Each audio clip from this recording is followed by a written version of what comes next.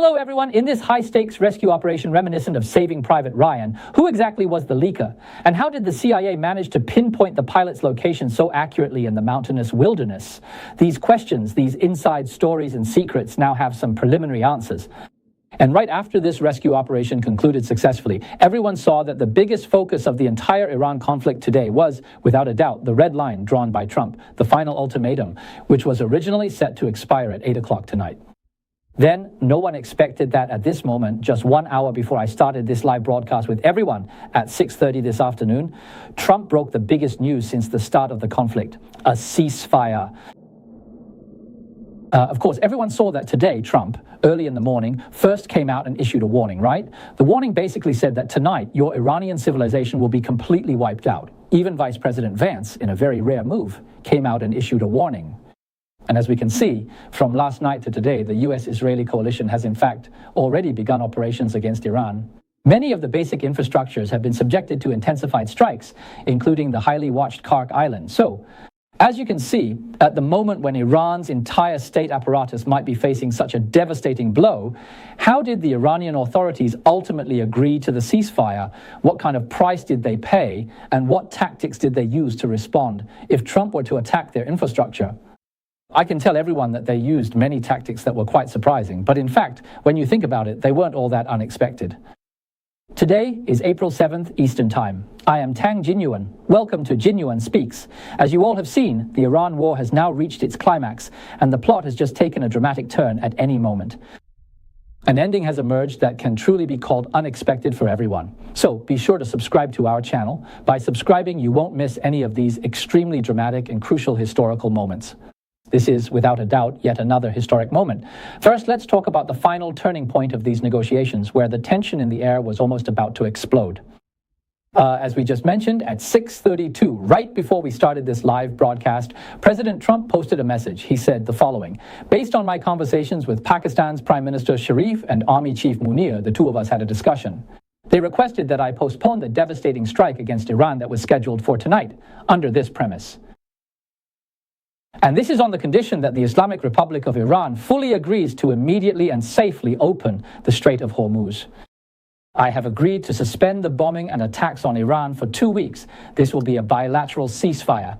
He said, "The reason I am doing this is that we have already achieved and even surpassed all our military objectives, and we have made significant progress in reaching a long-term peace agreement with Iran and achieving peace in the Middle East.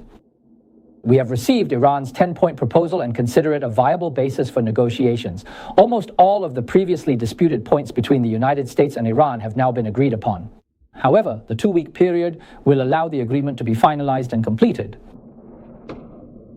Of course, actually this afternoon, before Trump posted that message at 6:30, we already saw a lot of news circulating online around 4 or 5 o'clock. It was said that the Prime Minister of Pakistan was the first to make this request, hoping that Trump would extend the deadline for the ultimatum by 2 weeks.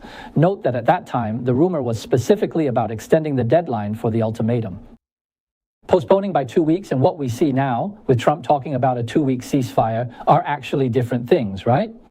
Postponing the red line by 2 weeks and a 2-week ceasefire are two completely different concepts. Of course, at that time, the idea of postponing the red line by 2 weeks was to allow more time for negotiations. Then Trump, at that time, refused to make a public comment on this request. He said, "I can't tell you because we are currently engaged in intense negotiations." He stated, "I will make a decision after I have a full understanding of the matter." This was around 4 or 5 o'clock this afternoon. So at that time, CNN had already reported some relatively optimistic news. They said that Iran and the United States were expected to reach some kind of agreement before midnight tonight, and that both sides might soon announce some good news and so on. So, as we can see, in the end, when Trump came out, it was like the final word on the matter, and things have temporarily settled down for now. Of course, as soon as things settled down, you could see that oil prices immediately started to fall, dropping back to around $103. Then, the stock market began to climb again, although the rise was relatively moderate and not a dramatic surge. Why is that? Because this has already happened several times before. Both sides have already said several times that it seemed like a ceasefire was about to be reached, that things were going to calm down, but then suddenly, boom, fighting would break out again. So now, even though Trump has come out and announced that we can reach a 2-week ceasefire, and it seems Iran has also agreed to it, But whether this ceasefire can actually hold in the end, I'm afraid we'll have to keep watching to find out. It's not certain. There are still variables at play here. We'll talk about this in more detail with everyone in a bit. Anyway, regardless of everything else, just today, while the original deadline was set for 8 p.m. tonight, before this red line expires, there have already been several rounds of back and forth today over whether to negotiate or to fight.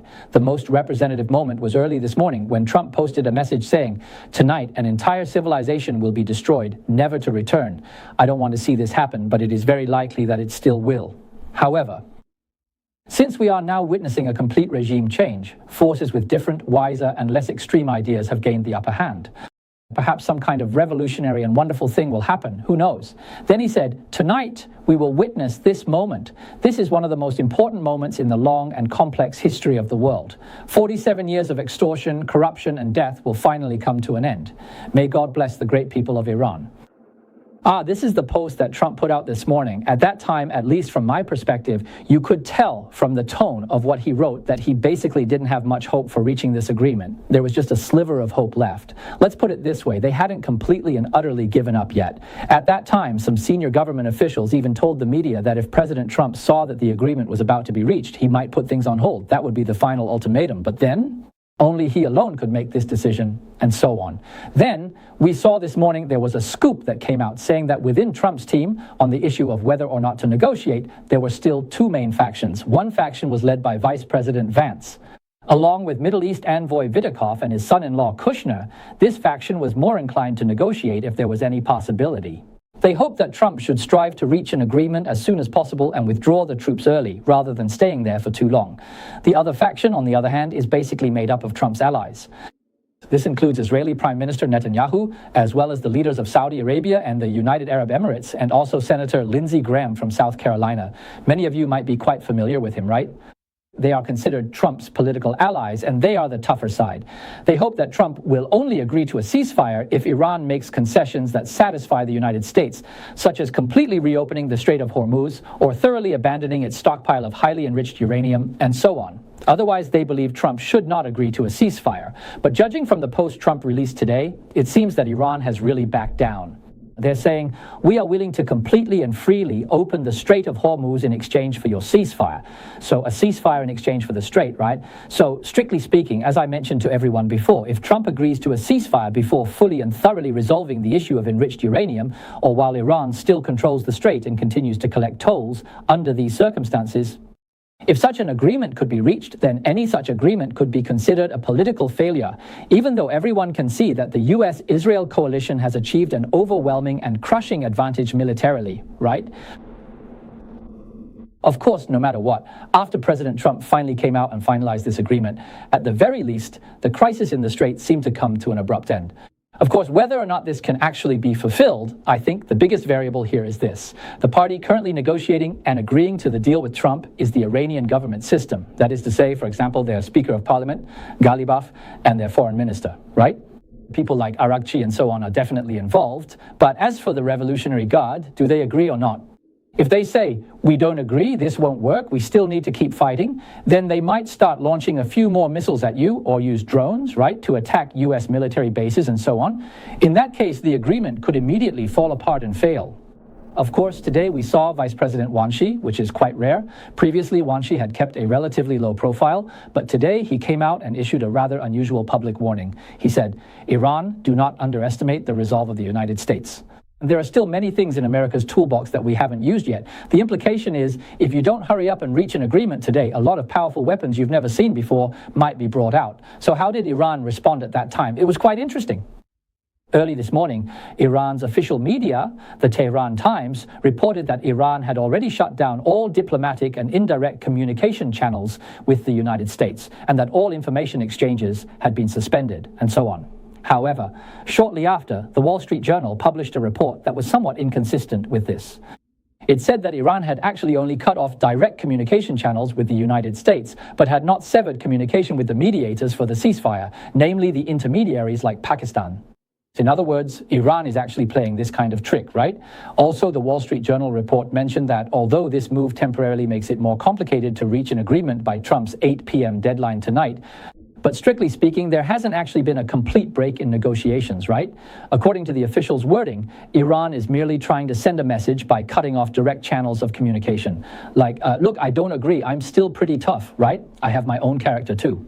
It's just this kind of signal, that's all. Of course, to be strict about it, if Iran really continues with the same approach as before, just being tough all the way, then it shows they have completely misunderstood the situation. It seems that the Iranian authorities don't really get it.